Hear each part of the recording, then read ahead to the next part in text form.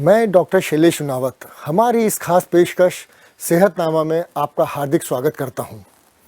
सेहतनामा रखता है शहर की सेहत का विशेष ख्याल और आज इस अंक में बढ़ती हुई ठंड को देखते हुए हमारे साथ हैं शहर के प्रसिद्ध हृदय रोग विशेषज्ञ डॉक्टर पंकज मनोरिया।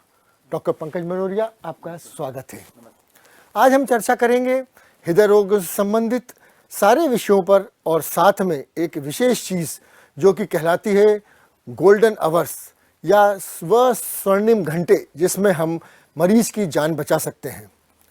तो डॉक्टर पंकज, मैं सबसे पहले जानना चाहूँगा आखिर ये गोल्डन आवर्स क्या होते हैं? ये गोल्डन आवर ये होता है जब आपको कभी हार्ट का अटैक आता है तो अटैक के बाद का जो पहला घंटा होता है उसको गोल्डन आवर बोलते हैं। गोल्डन आवर का मतलब आपको पास गोल्डन अपॉर्चुनिटी इस अटैक को काउंटरएक्ट करने के लिए। अगर आपने सही ट्रीटमेंट उस पहले घंटे या गोल्डन आवर में ले लिया तो हृदय जो हार्ट अटैक से जो दुष्परिणाम होते हैं उससे आप काफ़ी हद तक उससे बच सकते हैं, उससे निजात पा सकते हैं। तो इसलिए बोलते हैं गोल्डन आवर। फर्स्ट जो 60 मिनट होते हैं वो बहुत ही इंपॉर्टेंट होते हैं। तो ये मतलब एक गोल्डन अपॉर्चुनिटी होती है आपके पास कि उसको फटाफट हम इसको ग्रैब करके इसको ट्रीट ले कर लें। तो ट्रीटमेंट जो सही ट्रीटमेंट अगर आपने ले लिया गोल्डन आवर में तो काफ़ी हद तक उसको हम बच सकते हैं। आप 25 करोड़ रुपया अगर बैंक से लोन लेते हैं कितना ब्याज भरना पड़ेगा? जी हाँ, कम से कम 2.5 करोड़ रुपया आपको हर साल ब्याज भरना पड़ेगा। यही नहीं, आपको मकान जायदाद बहुत कुछ कोलेटरल रखना पड़ेगा। काफ़ी हद तक उसको हम बच सकते हैं। तो कहने का तात्पर्य ये हुआ आपका कि जो एक चेस्ट पेन हुआ या भारीपन लगा या सांस फूल रही है उस समय हम लोग इनो खाने में, एसिलॉक खाने में या जिसे कहते हैं एंटासिड्स खाने में जो समय गुजारते हैं उससे हमें बचना चाहिए। यस, अगर जैसे आपको कुछ सिम्टम्स हुए, जैसे चेस्ट पेन हुआ बिल्कुल जो कि बिल्कुल सेंटर ऑफ चेस्ट में आपके लेफ्ट हैंड में रेडिएट कर रहा है, आपको स्वेटिंग बहुत हो रही है, पसीना आ रहा है, सांस फूल रही है, तो ये लक्षण लगभग हार्ट अटैक के होते हैं। अगर आपको पता लग गया कि हाँ मुझे हार्ट अटैक है तो इसमें गोल्डन आवर में हम 3 एक पॉलीपिल किट बोलते हैं। ये अगर ये 3 जो दवाइयाँ होती हैं अगर आपने पहले घंटे के अंदर खा ली आपने तो मतलब अटैक से हम 50% उसके साइड इफेक्ट से बच सकते हैं। तो ये 3 जो इंपॉर्टेंट गोलियां होती हैं, सबसे पहले 325 मिलीग्राम की डिस्प्रिन आपको लेना है। दूसरी होती है क्लोप्रोडोग्रिल 75 मिलीग्राम की 4 टैबलेट इकट्ठे लेना है। और तीसरी होती है एटोरवास्टेटिन 80 मिलीग्राम। तो इसको हम बोलते हैं इमरजेंसी पॉलीपिल किट। तो मैं ये बोलता हूँ एक छोटी से पॉकेट में आप हमेशा अपने पास रखना चाहिए। मैं तो कहता हूँ हर एक पेशेंट को या हर एक नॉर्मल आदमी को कहीं भी ट्रैवल करे, क्योंकि कभी भी हार्ट अटैक कह के किसी को भी नहीं आता।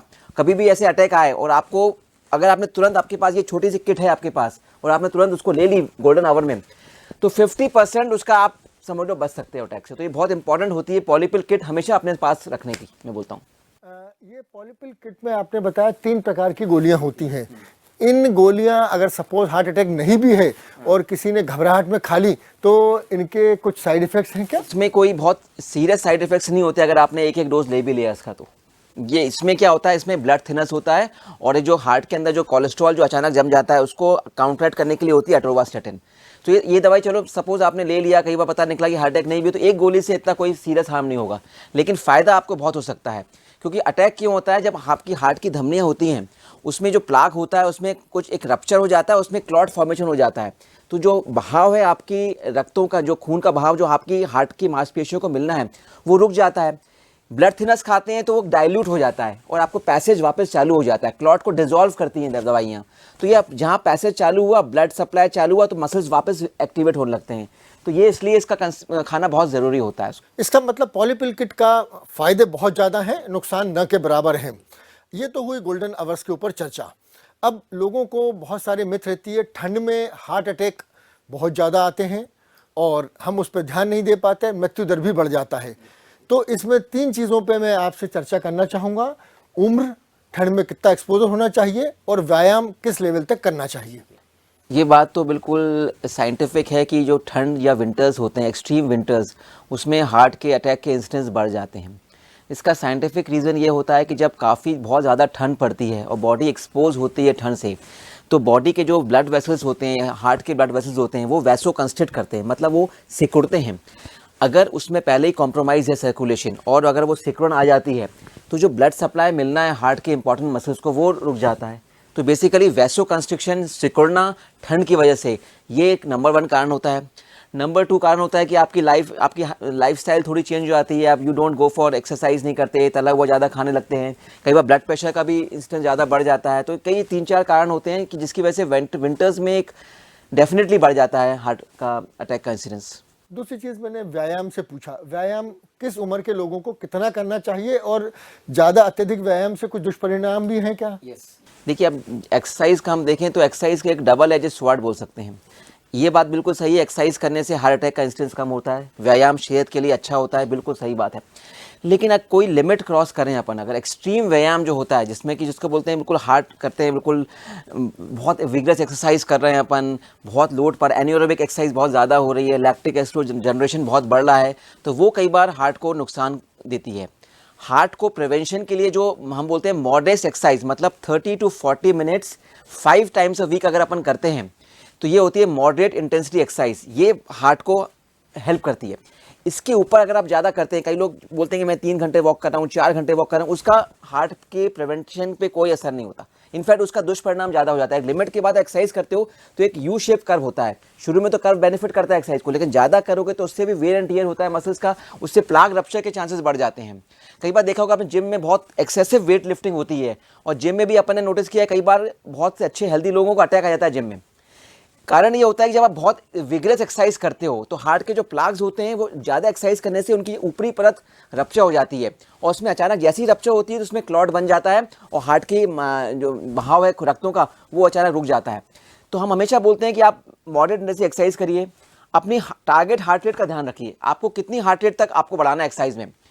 हम एक फॉर्मूला यूज़ करते हैं 220 माइनस एज, जैसे अगर आपकी एज सपोज 50 है तो 220 में से माइनस गए 50, 170, तो ये होती है आपकी टारगेट हार्ट रेट। इसके बियॉन्ड अगर अपन जाते हैं एक्सरसाइज करते हैं तो फिर वो हार्मफुल होती है, तो इसका भी ध्यान रखें कि आपकी टारगेट हार्ट रेट कितनी आप एक्सरसाइज में अचीव कर रहे हैं। अभी अभी रिसेंट स्टडीज़ में कुछ ऐसी आई हैं चीज़ें कि रात्रि में टीएमटी करना या रात्रि में विगरस एक्सरसाइज करने से हार्ट को ज़्यादा परेशानी होती है या हृदय की बीमारियां बढ़ जाती हैं? जी बिल्कुल सही बात है। देखिए, एक बॉडी की एक सर्केडियन रिदम होती है कि किस टाइम पे आपको उठना है, किस टाइम पे सोना है, किस टाइम पे रिलैक्स होना है।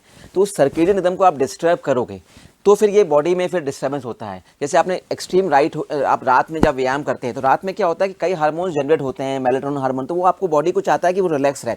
अब उसका बॉडी से आप ऑपोजिट कराओगे, आप जब रात में जब सोने का टाइम हो रहा है 10-11 बजे, आप उसमें विगरस एक्सरसाइज कराओगे तो you are going against the physiology of the body.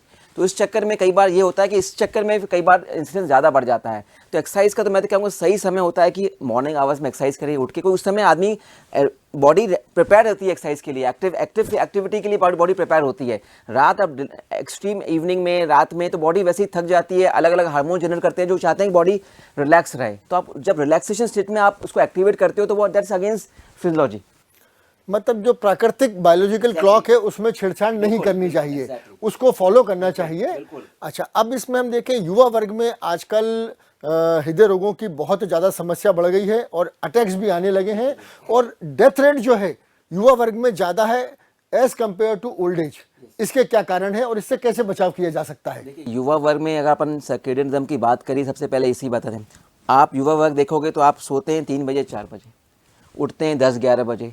Body का जो मैंने कहा हार्मोन्स होते हैं जब जनरेट होते हैं, मेलेटोनिन हार्मोन वो 10 से 3 के बीच में जनरेट होता है। मतलब मेलेटोनिन हार्मोन का फंक्शन होता है बॉडी को सप्रेस करके सुलाना।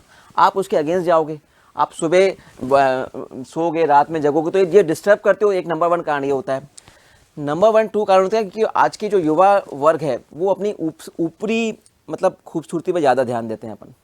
आपकी बॉडी अगर भले ही बिल्कुल अच्छी हो, ऊपर से अच्छी हो, आपके मसल्स डोले छोले बहुत अच्छे हों, लेकिन अगर अंदर से आपकी हैबिट्स अच्छी नहीं है, आपके अंदर की चीज़ें अच्छी नहीं है, मतलब आपका हो सकता है ब्लड शुगर बढ़ा हो सकता है आपका ब्लड प्रेशर बढ़ा हो सकता है आप ट्रांस फैट ज़्यादा खा रहे हो, फास्ट फूड ज़्यादा खा रहे हो, तो अगर ये सब करते रहोगे तो आपकी ऊपरी अगर भले ही अच्छी हो लेकिन अंदर से अगर आपने सिस्टम में ध्यान नहीं दिया, आपका शुगर का, कोलेस्ट्रॉल का, ब्लड प्रेशर का, स्मोकिंग बहुत कर रहे हो, आप टोबैको ले रहे हो, तो ऊपरी मतलब चीज़ें काम नहीं आती।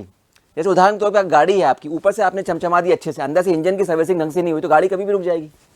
तो यही होता है, इसलिए युवा वर्ग में हृदय रोग ज़्यादा बढ़ रहे हैं। अब हम जोड़ें अगर तो मधुमेह, blood pressure, diabetes, blood pressure, इनका हृदय रोगों से क्या संबंध है और सीधे सीधे हार्ट पे क्या इफेक्ट डालती है चीज़ें, इनको कैसे ध्यान रखना चाहिए और इनके कारण होने वाले हार्ट अटैक से कैसे बचा जा सकता है? अब देखें कि नंबर 1 हार्ट अटैक का कारण क्या होता है। नंबर 1 हार्ट अटैक का कारण होता है डायबिटीज़ और नंबर 2 होता है हाई ब्लड प्रेशर। दो बहुत इंपॉर्टेंट रिस्क फैक्टर्स होते हैं हार्ट अटैक के। अगर किसी को डायबिटीज़ है या ब्लड प्रेशर है तो उसको अटैक आने के चांसेस एज़ कम्पेयर टू जिसको डायबिटीज़ ब्लड प्रेशर नहीं है कम से कम 2 से 3 गुना ज़्यादा हो जाते हैं। तो बहुत इंपॉर्टेंट रिस्क फैक्टर होता है। इनफैक्ट हम डायबिटीज़ वालों को बोलते हैं, डायबिटीज़ बेसिकली हार्ट की डिजीज़ है। बेसिकली ब्लड शुगर बढ़ना तो एक वन ऑफ द मैनिफेस्टेशन है, लेकिन क्योंकि मेन जो कारण होता है डायबिटीज़ वालों में मृत्यु का या फिर इनको प्रॉब्लम्स आने का, वो हार्ट अटैक की वजह से होता है। तो अगर आपका हार्ट पे आपने फोकस किया डायबिटीज़ वालों को तो आप यूजुअली आपको अच्छा रहता है। ये सेम चीज़ लागू होती है ब्लड प्रेशर पे। ये दोनों चीज़ें एक साइलेंट किलर का काम करती हैं। मतलब एज सच देखोगे तो ब्लड प्रेशर कई बार कोई सिम्टम्स नहीं होता, डायबिटीज़ ब्लड शुगर बढ़ा होता है, कोई सिम्टम्स नहीं होता। फर्स्ट टाइम हम देखते हैं पेशेंट हार्ट अटैक से आया, हमने उसका नापा ब्लड प्रेशर, उसका शुगर नापा तो बहुत हाई निकला। उनसे पूछा आपको कब से, कह रहे हैं डॉक्टर साहब में तो कोई तकलीफ नहीं थी। तो ये एक साइलेंटली मतलब एक शांत हत्यारा होता है, अंदर ही अंदर आपको बॉडी को डैमेज करता है। और पहली बार जब पता लगता है जब उसकी वजह से आपको कोई कॉम्प्लिकेशन हो जाता है, मतलब ये रिस्क फैक्टर है। तो उसका उपाय ये है कि हमें समय समय पे अपना blood pressure, blood sugar, blood cholesterol, ये तीनों चीज़ें जांच करते रहना चाहिए। कई बार सिम्टम्स इसमें जनरेट नहीं होते इनिशियल स्टेज में। तो अगर पहले ही इसको पता लग जाए और पहले ही इसको हम रिस्क फैक्टर को कंट्रोल कर लें तो उसकी वजह से जो इवेंट या कॉम्प्लिकेशन हो रहा है उसको हम रोक सकते हैं। इलाज के बारे में हम चर्चा करेंगे, उसके पहले डॉक्टर पंकज मैं जानना चाहूँगा बेसिक कॉमन सिम्टम्स, सबसे कॉमन सिम्टम्स हार्ट अटैक के क्या होते हैं और एज से संबंधित भी होते हैं कि नहीं वो, और किस एज में क्या वेरिएशन हो सकता है और उनको हम कैसे जल्दी से पकड़ के डॉक्टर के पास पहुंच सकते हैं। देखिए दो तरीके, दो भाग में डिवाइड कर सकते हैं। एक क्लासिकल सिम्टम्स होते हैं और एक होता है साइलेंट हार्ट अटैक, मतलब वो क्लासिकल सिम्टम्स नहीं है और साइलेंटली हार्ट अटैक हो रहा है। क्लासिकल सिम्टम्स में क्या होता है कि आपको चेस्ट पेन होता है। आमतौर पे लोगों की धारणा की होती है कि हार्ट लेफ्ट साइड में और लेफ्ट साइड में चेस्ट पेन होगा। कॉमन जो क्लासिकल सिम्टम होता है रेट्रोस्टर्नल, मतलब हार्ट बेसिकली आपकी स्टर्नम बोन है उसके पीछे होता है, लेफ्ट में यूजुअली नहीं होता, बिल्कुल बीच में होता है हार्ट। तो अगर सिम्टम्स आपको बिल्कुल बीच में आ रहे हैं, सिम्टम्स आ रहे हैं जो कि चलने में बढ़ रहे हैं, लेफ्ट हैंड में रेडिएट हो रहे हैं, साथ में आपको स्वेटिंग हो रही है, सांस लेने में तकलीफ हो रही है और कुछ ऐसा सिम्टम्स हो रहा है जो आज तक कभी नहीं हुआ, तो ये हार्ट अटैक के लक्षण क्लासिकल हो सकते हैं। अब आता है दूसरा कि इसमें क्लासिकल सिम्टम्स नहीं होते, बिल्कुल ऐसा क्लासिकल पेन नहीं हो रहा लेकिन एबनॉर्मल सिम्टम्स हो रहे हैं, तो वो होता है silent heart attack. Silent heart attack में क्या होता है, हो सकता है चेस्ट पेन ना हो, कई बार आपको सांस बहुत ज़्यादा अचानक फूलने लगे, अचानक बहुत तेज़ पसीना आने लगे, कई बार ये होने लगा है तो अब बेचैनी होने लगे खूब, जो आज तक कभी नहीं हुई, बिल्कुल ठंडे पसीना आने लगे। तो ये कई बार चेस्ट पेन नहीं हुआ लेकिन साइलेंटली अटैक कर रहा है, लेकिन दूसरे सिम्टम से प्रेजेंट कर रहा है, जैसे सांस फूलना ऐसा है। तो ये भी कई बार ओल्ड एज में कई बार ये कॉमन होता है, कई बार डायबिटीज़ में क्योंकि इनको न्यूरोपैथी होती है ऑटोनोमिक, तो क्लासिकल चेस्ट पेन कई बार नहीं होता, उनको सिर्फ सांस फूल लगती है अचानक। कई बार वो देखते हैं बैठे बैठे सांस फूल रही है, चलने में सांस फूल रही है कई बार। तो ये सिम्टम्स कई बार ये इसको भी हमें देखना चाहिए कई बार कि ये भी एक साइलेंट अटैक के रूप में प्रस्तुत कर सकते हैं। ऐसा आम आदमी का मानना रहता है कि हल्का सा चेस्ट पेन हुआ, कुछ हुआ तो एक सॉर्बिडेट की गोली खा के डॉक्टर के पास ले जाना चाहिए, इसमें आपका क्या ओपिनियन है? देखिए जैसे कोई नॉन हार्ट पेशेंट हो वो तो सॉर्बिटेट की गोली खा ले तो ठीक है, उसको मालूम है कि मुझे जो चेस्ट में मेरा एंजाइना है। सॉर्बिटेट क्या होता है? सॉर्बिटेट क्या होता है, जो आप गोली खाते हो उसको जीभ के नीचे रखते हो तो तुरंत बॉडी के अंदर एब्जॉर्ब होती है विद इन सेकेंड्स, जो आपके ब्लड वेसल्स हैं उनको डायलेट करती है, चौड़ा कर देती है। तो जो चीज़ चौड़ा हो गई, ब्लॉकेज भले ही उतने हैं लेकिन चौड़ा हो गई तो थोड़ा फ्लड तो टेम्परेरी रिलीव हो जाता है उससे, बेसिकली ये होता है। तो ये लेकिन उसका एक साइड इफेक्ट होता है, उससे अचानक कई बार ब्लड प्रेशर बहुत कम हो जाता है, क्योंकि चीज़ चौड़ी हुई तो ब्लड प्रेशर फटाक से कम हो जाता है। तो कई बार ये डबल एजेड होता है, लेकिन यूजुअली मैं कहूँगा जो हार्ट के नॉन पेशेंट्स है वो रखें अपने पास, दर्द हो तो खा ले। लेकिन जो नॉर्मल आदमी है, हल्का सा चेस्ट पेन हो सकता है वो कार्डिक ना भी रहा हो, फिर आप सॉर्बिटेट खा लो तो कई बार तो अचानक बीपी फॉल होकर कई बार चक्कर खा के आदमी गिर भी जाता है, तो वो थोड़ा एक ट्रिकी होता है। तो पॉलीपिल किट जो होती है ज़्यादा बेहतर होती है अगर आप नोन नहीं है किसी हृदय रोग से, तो पॉलीपिल किट हमेशा ज़्यादा अच्छी रहती है। और इन दवाइयों से हमें समय मिल जाता है कि हम डॉक्टर के पास पहुंच जाएं और समय पे इलाज करवा सकें। तो अब हम शिफ्ट होते हैं इलाज पर। इसका इलाज किस किस तरीके से हो सकता है अगर किसी को वाकई में हार्ट अटैक आ गया है तो? देखिए जैसे आपको पता लग गया कि आपको अटैक है तो आपने सबसे पहले तो तीनों दवाई ले ली पॉलीपिल किट विद इन 1 आवर, तो आपका 50% आप उससे बच गए। फिर आप हॉस्पिटल में जैसे ही पहुंच जाते हैं तो फिर 2 तरीके से इलाज होता है। एक इलाज होता है कि अगर जैसे आप पहुंच गए कोई कार्डियक अस्पताल में जहां की एंजियोग्राफी एंजियोप्लास्टी की सुविधा है, तो ऐसे केसेस में तो हम करते हैं कि within as early as possible angiography करें। आपकी एंजियोग्राफी क्या होती है? हार्ट की धमनियों की जांच होती है। हम अंदर से हम देखते हैं कि जो हार्ट की 3 धमनियाँ जो हार्ट को ब्लड सप्लाई कर रही हैं, उन धमनियों में कौन सी धमनियों की ब्लड सप्लाई चोक हो गई है। एंजियोग्राफी करके देखते हैं चोक है तो तुरंत उसको हम खोल देते हैं एंजियोप्लास्टी के माध्यम से और स्टेंट लगा के संचार को वापस कर देते हैं। इसको हम बोलते हैं प्राइमरी एंजियोप्लास्टी, मतलब अटैक के दौरान पहले 6 घंटे में एंजियोप्लास्टी बोलते हैं प्राइमरी एंजियोप्लास्टी, जो कि एक लाइफ सेविंग अपॉर्चुनिटी होती है हमारे पास। लेकिन आप जानते हैं कि एंजियोप्लास्टी हर जगह पॉसिबल नहीं होती। इंडिया बहुत बड़ी कंट्री है और हर जगह कैथ लैब होना, डॉक्टर का अवेलेबल होना पॉसिबल नहीं होता। तो ऐसे केसेस में हम बोलते हैं थ्रोम्बोलिसिस, मतलब थ्रोम्बोलिटिक एक दवाई का नाम होता है जो थ्रोम्बस बन जाता है हार्ट की धमनियों में, उसको उसको तोड़ने के लिए एक दवाई होती है, वो हम हाथ के इंजेक्शन के माध्यम से हम दे देते हैं। तो वो भी काफ़ी हद तक हेल्प करती है। अगर आपने वो दवाई बहुत अर्ली आवर्स में ले ली, गोल्डन आवर में, या सपोज 1 2 3 या 6 आवर्स तक भी ले ली, तो वो क्या करती है, क्लॉट को डिजोल्व करती है। फिर आपके पास टाइम रहता है एंजियोग्राफी एंजियोप्लास्टी कराने का। तो ये दोनों में से एक ट्रीटमेंट होना बहुत आवश्यक है हार्ट अटैक में। एक कॉमन क्वेश्चन रहता है कि अगर हमने थ्रोम्बोलिटिक्स या जो थक्का जमने वाली दवाइयाँ, थक्का जमने से रोकने वाली दवाइयाँ हैं, वो अगर दे दी हैं तो बहुत सारे 24 से 48 घंटे तक हम एंजियोग्राफी एंजियोप्लास्टी नहीं कर सकते। ये भी बहुत बढ़िया सवाल है। ऐसी सुपर बाइक के हेवी ड्यूटी इंजन को स्मूथली चलाता है एस्टर। सोचो अब यही स्मूथनेस आपके बाइक इंजन को मिल। एंजियोग्राफी एंजियोप्लास्टी नहीं कर सकते। ये भी बहुत बढ़िया सवाल है। बहुत सारी रिसर्च हुई उसमें कि थ्रोम्बोलिसिस के बाद हमें कब करना है एंजियोग्राफी। कुछ लोग ने डिसाइड किया कि 24 घंटे, 6 घंटे, 12 घंटे या 48 घंटे या 7 दिन। तो यह निष्कर्ष निकला है कि विदिन 24 आपने थ्रोम्बोलाइज किया, उसके 24 आवर्स के बाद आप तुरंत एंजियोग्राफी करा सकते हो नॉर्मल केस में। मतलब जो पेशेंट ठीक होने के बावजूद भी अगर पेशेंट को ठीक नहीं हुआ थ्रोम्बोलिसिस तो आपको अर्जेंट में कराना ही पड़ेगा, क्योंकि दैट आपके पास ऑप्शन नहीं। इसको बोलते हैं failed thrombolysis and rescue angioplasty. लेकिन अगर आपको सपोज थ्रोम्बोलिसिस ने इफेक्ट कर लिया, पेन भी कम हो गया, तो भी 24 आवर्स के बाद राइट पीरियड होता है एंजियोग्राफी करने। एंजियोग्राफी हुई, एंजियोग्राफी में एक भाषा उपयोग करी जाती है डॉक्टरों द्वारा, single vessel disease, double vessel disease, triple vessel disease. ये क्या होती हैं और इनका इलाज किस तरीके से हो सकता है? देखिए, हार्ट की जो धमनियाँ 3 धमनियाँ होती हैं हार्ट में, राइट में एक होती है, लेफ्ट में 2 होती हैं। तो तीनों वेसल्स की हम जांच करते हैं एंजियोग्राफी में। अगर हम पाते हैं कि एक नस में खराबी है तो उसको बोलते हैं सिंगल वेसल, अगर 2 में है तो डबल वेसल, 3 होते हैं तो ट्रिपल वेसल। मतलब कौन सी वेसल्स में कितनी बीमारी है। बीमारी मतलब 70% से ज़्यादा बीमारी को हम बीमारी बोलते हैं। अगर 70% से बीमारी कम है तो मतलब वो इट इज़ नॉट क्रिटिकल, तो वो मतलब it is not causing any problem. जहाँ 70 से ज़्यादा % ब्लॉकेज आता है तो फिर हम डिसाइड करते हैं कि डबल वेसल है कि ट्रिपल वेसल है, और फिर हम आपको ऑप्शन बताते हैं। यूजुअली क्या होता है, अगर ट्रिपल वेसल होती है, तीनों में ब्लॉकेज होते हैं, तो यूजुअली कई बार हम बाईपास की सलाह देते हैं, या सिंगल डबल वेसल होती है तो यूजुअली एंजियोप्लास्टी बोला जाता है। तो ये इस तरह से हम डिसाइड करते हैं कि क्या ट्रीटमेंट किस पेशेंट में देना है हमें। इसमें उम्र का कोई रोल रहता है?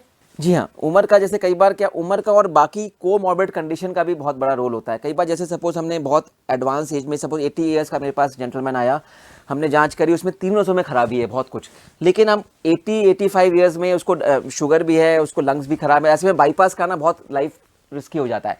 तो हम क्या करते हैं, जो सबसे ज़्यादा जिसमें ब्लॉकेज है, जो कल्प्रेट आर्टरी है, हम उस वेसल को खोल देते हैं और बाकी 2 को दवाई पे रख लेते हैं। तो उससे क्या होता है कि उसका काम भी हो जाता है, रिस्क भी कम होती है और पेशेंट का ठीक भी हो जाता है। तो डिपेंड करता है कि आप सिनेरियो क्या है पूरा। क्योंकि उम्र में कहा जाता है उम्र के साथ साथ थ्रोम्बस जिसे बोलते हो नरम की जगह कड़क होकर कैल्शियम जमा हो जाता है। तो वो कैल्शियम वाला जब जिसमें स्कोरिंग होती है या कैल्शियम ज़्यादा होता है तो उसमें किस तरीके का प्रोसीजर किया जाता है? देखिए, एंजियोप्लास्टी में क्या करते हैं, हम जो ब्लॉकेज होते हैं उसको चौड़ा करते हैं बैलून से और फिर स्टेंट लगा देते हैं। सपोज ब्लॉकेज में कैल्शियम है तो जब आप बैलून से आप उसको चौड़ा करेंगे तो कैल्शियम तो सख्त होता है, तो वो ब्रेक नहीं होगा, चौड़ा नहीं होगा। जब तक जगह नहीं बनेगी स्टेंट घुसा नहीं सकते अपन। तो इसके लिए आजकल डिवाइस होती है रोटा अब्लेशन। रोटा अब्लेशन क्या होता है, ड्रिलिंग होती है, जैसे ड्रिलिंग अपन मशीन में करते हैं ना, ड्रिलिंग करते हैं, तो वो ड्रिलिंग मशीन, छोटी ड्रिलिंग मशीन होती है, वो अंदर जाती है और कैल्शियम को ड्रिल करती है, तो कैल्शियम को ब्रेक कर देती है छोटे छोटे पार्ट्स में, वो ब्लड वेसल थ्रू निकल जाते हैं। तो जैसे ही कैल्शियम ब्रेक होता है फिर हम बैलून से चौड़ा करते हैं और स्टेंट को लगा देते हैं। तो आप आजकल कैल्सिफाइड आर्टरी में भी एंजियोप्लास्टी पॉसिबल है रोटा अब्लेशन टेक्निक के द्वारा। एंजियोप्लास्टी और जिसे हम कहते हैं बाईपास सर्जरी, दोनों में अगर हम देखा जाए तो पेशेंट को क्या फ़ायदेमंद होता है? क्योंकि एक मिथ रहती है कि मैं सर्जरी नहीं करवाऊंगा। देखिए, सही बोला आपने।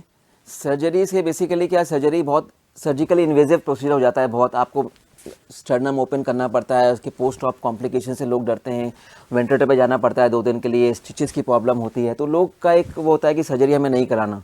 लेकिन सर्जरी के फ़ायदे क्या होते हैं कि सर्जरी में आप एक साथ जितने ब्लॉकेज हैं आपको, उस ब्लॉकेज में आप नया ग्राफ्ट लगा देते हैं। मतलब बाईपास का मतलब होता है कि आपको बाईपास ट्रैक्ट के थ्रू आपके हार्ट को खून मिलेगा, जो आपकी खुद की नेटिव वेसल्स हैं उनकी ज़रूरत हमें नहीं पड़ेगी। नए नस को आपका हार्ट नया जैसा हो जाता है, क्योंकि आपको नई नई वेसल्स आपने लगा दी, एक साथ पूरा सर्कुलेशन आपने ठीक कर दिया। तो ये बाईपास का होता है। अब साइड इफेक्ट बता दिए। एंजियोप्लास्टी का फ़ायदा क्या होता है? आप एंजियोप्लास्टी 1 घंटे में एंजियोप्लास्टी हो जाती है आपकी, आप नेक्स्ट डे आपकी छुट्टी हो जाती है, कोई स्टिचेस नहीं लगते। लेकिन कई बार कई वेसल्स ऐसी होती हैं इसमें पॉसिबल ही नहीं होता, कई एनाटॉमी ऐसी होती हैं, कैल्शियम भले ही कर लेते, कई बहुत सीवियरली कैल्शियम होता है उसमें पॉसिबल नहीं होता। तो हम डिपेंड करता है कि क्या पेशेंट की एनाटॉमी है, दोनों प्रोज एंड कॉन्स किस में। हम एक हार्ट टीम अप्रोच रखते हैं, पेशेंट को बुलाते हैं, सर्जन को बुलाते हैं, हम लोग आपस में डिस्कस करते हैं कि बेटे ये प्रोज हैं, ये कौन से हैं, आपके लिए ये बेटर रहेगा। फिर एक म्यूचुअल डिसीजन लेके फिर हम ऐसे आगे बढ़ते हैं पेशेंट्स में। एक महत्वपूर्ण जानकारी और मैं आपसे चाहूँगा डॉक्टर पंकज, एक नॉर्मल एंजियोप्लास्टी की आगे भविष्य की लाइफ कितनी होती है, मरीज की नहीं, उस स्टेंट की, और बाईपास के बाद कितने समय बाद रीब्लॉक होता है? देखिए, अगर आपने स्टेंट लगाया, यूजुअली जो स्टेंट होते हैं ऐसी लाइफ तो कोई डिसाइड नहीं होती कि ये 5 साल वाला या 10 साल वाला 20 वाला। एक बार आपने स्टेंट लगा दिए तो usually it should go for life long. उसमें 5 से 7% चांस होता है कभी दोबारा ब्लॉकेज आने का, इसको बोलते हैं री स्टेनोसिस, मतलब दोबारा ब्लॉक आने का 5 से 10% के चांस। वो डिपेंड करता है कि आपकी लाइफस्टाइल आपने उसके बाद कैसी रखी है, आपको रिस्क फैक्टर्स कितने हैं, आपके कोलेस्ट्रॉल कितना है। अगर आपने एंजियोप्लास्टी के बाद लापरवाही बढ़ती है तो बीमारी दोबारा आती है, क्योंकि एंजियोप्लास्टी आपकी बीमारी खत्म नहीं करता, आपको कंट्रोल करता है। अगर आपने खुद पे ध्यान नहीं दिया तो वो बीमारी दोबारा लौट के आ सकती है। बाईपास में अगर हम लीमा ग्राफ्ट बोलते हैं, यूजुअली लीमा ग्राफ्ट लगाते हैं तो यूजुअली इसको बोलते हैं इट्स लीमा, मतलब लाइफ लॉन्ग। लीमा कभी यूजुअली खराब नहीं होता, लेफ्ट इंटर मेमोरी आर्टरी। लेकिन अगर वीनस ग्राफ्ट लगाते हैं तो उनकी लाइफ बजाय आर्टियल ग्राफ्ट से कम होती है। आजकल लीमा ग्राफ्ट ज़्यादा यूज़ करने लगे हैं। लीमा ग्राफ्ट मतलब इंटरनल मेमोरी आर्टरी होती है लेफ्ट साइड की, उसको निकाल के उससे ग्राफ्टिंग करते हैं। धन्यवाद डॉक्टर पंकज। आज हमने बहुत संक्षिप्त समय पे ठंड में होने वाले हृदय रोगों के बारे में जानकारी चाहिए डॉक्टर पंकज से, और उन्होंने बहुत ही महत्वपूर्ण जानकारियां दी। उन्होंने बताया अति हर चीज़ की बुरी होती है, अति व्यायाम नहीं करना चाहिए। गोल्डन आवर्स, अगर हमें हार्ट के सिम्टम्स हो रहे हैं थोड़े बहुत भी, तो हमें उन स्वर्णिम घंटों में पॉलीपिल किट लेकर डॉक्टर के पास पहुंच जाना चाहिए, जिससे हम अपनी या अपने मरीज की जान बचा सकें। हमें खुद का डॉक्टर नहीं बनना चाहिए। अगर डॉक्टर का ओपिनियन मिल जाएगा तो हम सही जांच करके सही बीमारी मालूम करेंगे तो रोगियों की हम उम्र काफ़ी बढ़ा सकते हैं। हमारी इस आज खास पेशकश में डीएनएन में हमने बातचीत करी डॉक्टर पंकज मनोरिया से। आगे भी डीएनएन देखते रहिए, सेहतनामा लेके आएगा नई विशेष पेशकश। धन्यवाद।